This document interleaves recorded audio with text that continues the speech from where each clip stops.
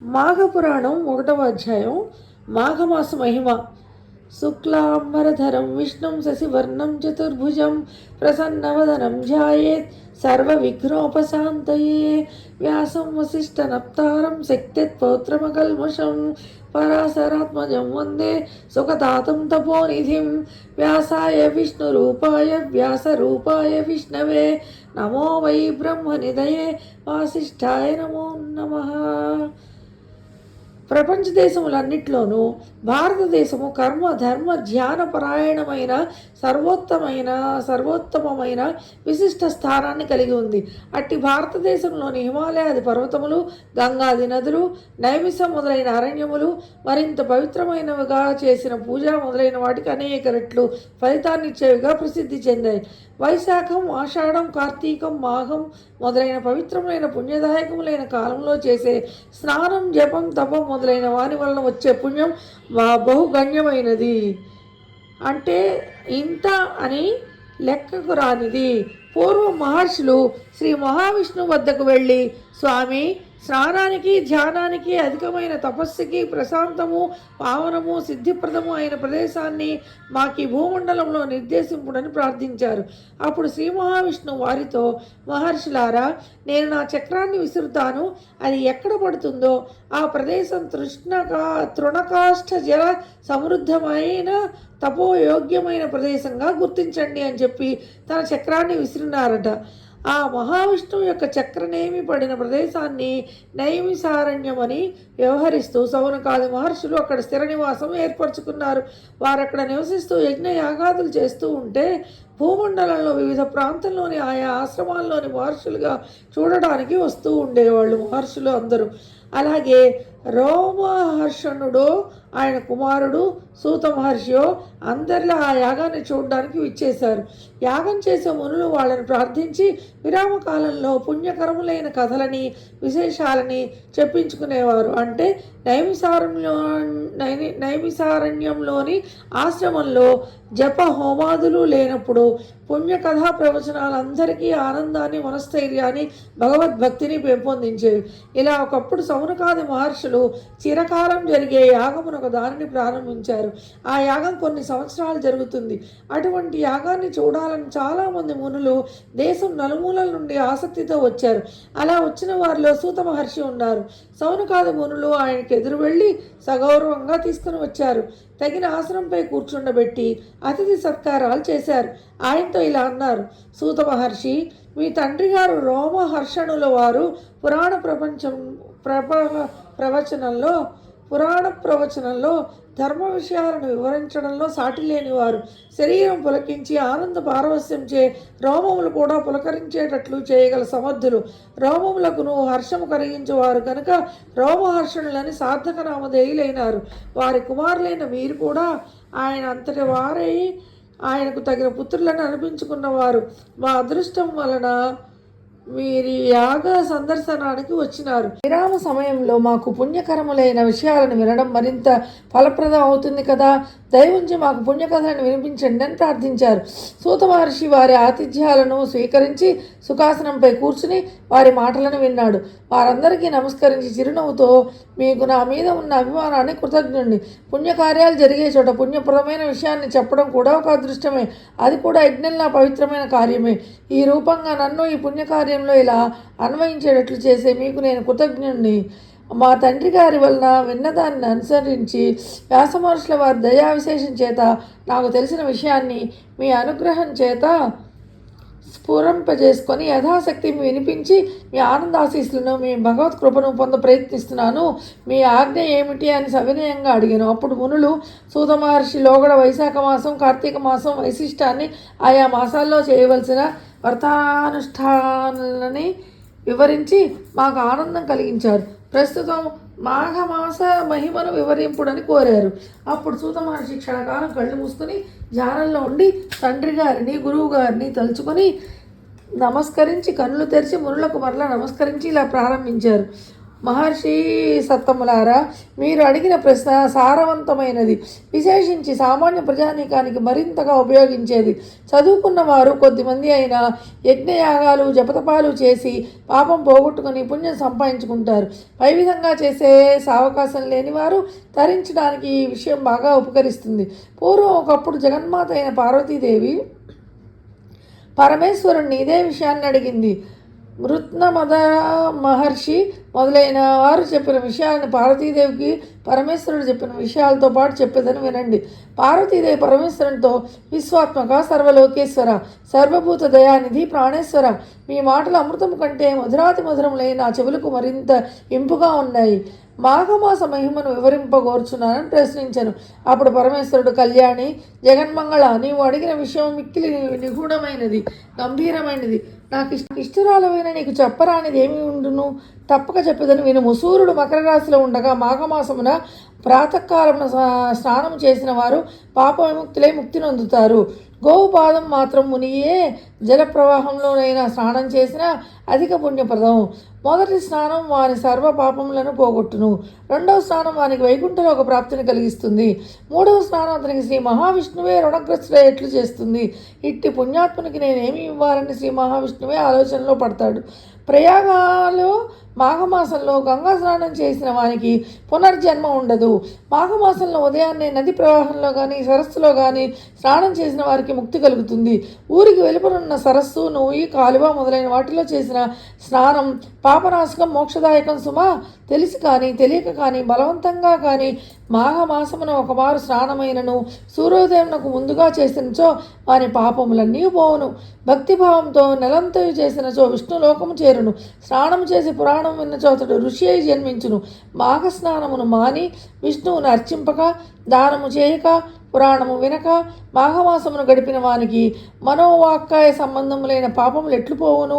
అతడు భయంకరమైన కుంభీపాక నరకమున బాధలు పడును. మదగర్భం చే మాఘస్నానము మానిన అధముడు నీచ జన్మలను పలుమార్లు పొందును. చలికి భయపడి స్నానం చేయని వారిని చూడరాదు. అట్టి వారిని చూసిన పాపం పోవలనన్నచో సూర్యుని చూసి నమస్కరించవలను. ప్రాతకాల మాఘస్నానము చేయని వారు పెక్కు మార్లు నీచ జన్మలొందుతూ సుమారు దరిద్రులైనను బాలురైనను ప్రాతకాల స్నానము చేసిన శ్రీ మహావిష్ణువు దయను పొందెదరు. చిన్నపిల్లలు, అశక్తులైన వృద్ధులు హరినామస్మరణ చేయుచు ముమ్మారు జలబిందువులను శరీరంపై చిలకరించుకొనను పుణ్యమే. నీచుడైనను మాఘస్నానము చేసిన పాపములను వీడి పుణ్యాత్ముడగును. ఎట్టి పాపకర్మలు ఆచరించిన వాడైనను మాఘమాస ప్రాతకాలన మా యందు స్నానమాడినతో ప్రాతకాలమునందు స్నానమాడినచో వాని పాపములను మేము నశింపజేయుదుమని జలములు ఘోషించుచున్నవి. మాఘస్నానం చేసిన వానికి సంసార భయము లేదు. ఆడంబరం కొరకు కానీ భయము చేత కానీ బలవంతముగా కానీ మాఘస్నానం చేసిన వాడు పాప విముక్తుడై పుణ్యాత్ముడగును. అశక్తుడు తాను మాఘస్నానం చేయలేకపోయినచో స్నానం చేసిన వానికి దక్షిణించి వాని నుండి స్నానఫలమును పొందవచ్చును. ఈ మాసమున నిరుపేదలకు వస్త్రదానము కానీ కంబళ దానము కానీ చేసిన స్నానఫలము నుండి పుణ్యవంతులగుదురు. బలవంతముగా స్నానము చేసిన వారికి చేయించిన వారికి పుణ్యము కలుగును. ఈ స్నానమును అన్ని వర్ణముల వారు చేయవలను. మాఘస్నానం చేయు వారిని నిందించినను పరిహసించినను నివారించినను మహాపాపములు కలుగును. పార్వతి, మాఘస్నానము సజ్జోముక్తిప్రదము, దానికి సాటి లేదు. శక్తి లేని వారు కాలు చేతులను కడుక్కొని ఆచమనము చేసి పురాణమును విన్నను వారికి స్నానఫలం కలుగును. అన్ని మాసములలో మాఘమాసము ఉత్తమము. శ్రీవారి దేవతలందరిలో ఉత్తముడు. అన్ని మాసములలో మాఘమాసమందు ఉత్తమము. వృక్షములలో అశ్వత్థ వృక్షము ఉత్తమము. తేజస్వంతులలో అందరిలో సూర్యుడు ఉత్తముడు. శాస్త్రములన్నింటిలో వేదములు ఉత్తమములు. కావున మాఘమాస స్నానము చేయువారిని నిందించినను నివారించినను మహాపాపములు కలుగును. 4 వర్ణముల వారిలో బ్రాహ్మణోత్తముడును పర్వతములలో మేరు పర్వతము ఉత్తమము కావున మాఘమాస స్నానమునంత పుణ్యప్రదము సుమా. దిలీపుడను మహారాజు పెక్కి యాగములు చేసిన పుణ్యాత్ముడు, ఉత్తముడైన ప్రజాపాలకుడు. ఇతడు ఒకనాడు వేటకుపోయాను, అనేక మృగములను వేటాడ అలసిపోయాను. మనోహరమైన సరస్సును ఒక దాన్ని చూసి అసలు కొంతకాలము విశ్రమించి తన నగరమునకు ప్రయాణమయ్యాను. అప్పుడు వృద్ధ బ్రాహ్మణుడు ఒకడు మహారాజునకు కనిపించను. రాజు వారికి నమస్కరించి ఆశీస్సులు నందెను. ఆ బ్రాహ్మణుడు, మహారాజా, పరమ పవిత్రమైన మాఘమాసమున నీ శిరస్సును స్నానం చేయకుండా పోచున్నావేమిటి? మాఘమాసం చేయి నదీ స్నానము కానీ సరస్నానము కానీ మిక్కిలి పుణ్యమునిచ్చునని ఎరుగవా అని ప్రశ్నించను. రాజు మాఘస్నాన మహిమను చెప్పుడని కోరగా అతడు, రాజా, నీవు ఇప్పుడు ఈ సరస్సును తప్పక స్నానం చేసి పొమ్ము. మాఘమాస స్నాన మహిమను మీ గురువు వశిష్ఠ మహర్షి వలన తెలుసుకోనమని చెప్పి తన దారిన పోయాను. దిలీప మహారాజు మాఘమాస స్నాన మహిమ తెలుసుకొనవలెనని తన కులగురువైన వశిష్ఠ మహర్షి ఆశ్రమమునకు వెళ్ళెను. గురువును దర్శించి నమస్కరించి మాఘస్నానము మహిమను తెలుపగోరును. వశిష్ఠ మహర్షి దిలీపుని ఆశీర్వదించి ఇట్లనే, నాయన దిలీప, నీ కోరిక విశిష్టమైనది. మాఘమాసం చాలా విశిష్టత కలిగినది. మాఘమాసము శివకేశ ప్రీతికరమైనది. ఆ నెలలో చేసిన పుణ్యకార్యములు ఇతర దినములలో చేసిన పుణ్యకార్యముల కంటే ఎక్కువ పుణ్యమునిచ్చును. మాఘమాసమున ప్రాతకాలమును చేసిన స్నానమే సర్వ పాపములను పోగొట్టి అక్షయములైన పుణ్యఫలములను ఇచ్చును.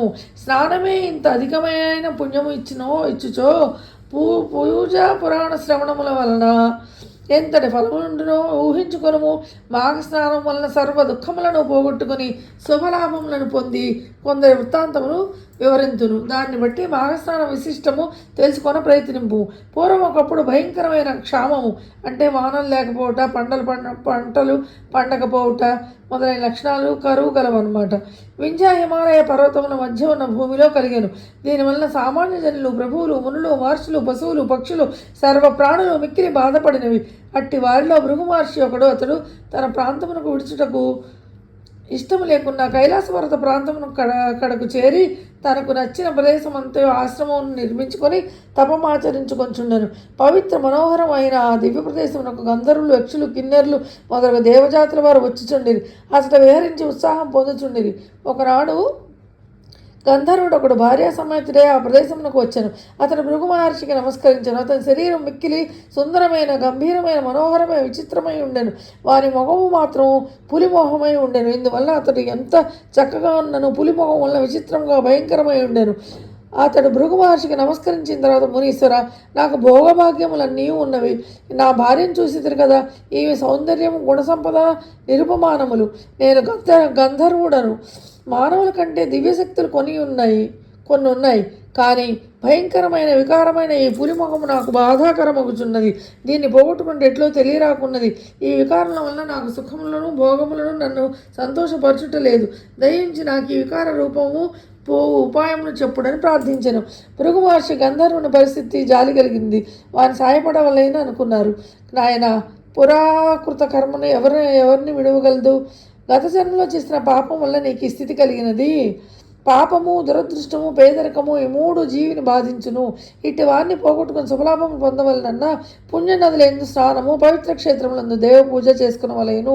ఇట్టి వారిని పవిత్రమైన కాలమున చేసినచో సజ్జ ఫలములు కలుగును. కాలమంతయు మంచిదే అయినను మాఘమాసం విశిష్టమైనది. ఈ నెలలో చేసిన స్నానము, పూజ, జపము, తపము జీవికి గల పాపములను పోగొట్టి శుభములను వెంటనే కలిగించును. అన్య పుణ్యనదులలో స్నానాధికము చేసినచో వచ్చు ఫలితము మాఘమాసంలో నదిలో కానీ, సముద్రంలో కానీ, కాలువలో కానీ, సెలయేరులో కానీ ఏ స్వల్ప జల ప్రవాహమందైనను అందు స్నానం చేసినచో వచ్చును. అనగా మాఘ స్నానము ఏ ప్రవాహమున చేసినను సర్వతీర్థముల ఎందు చేసిన పుణ్యమునిచ్చినంత గొప్పది.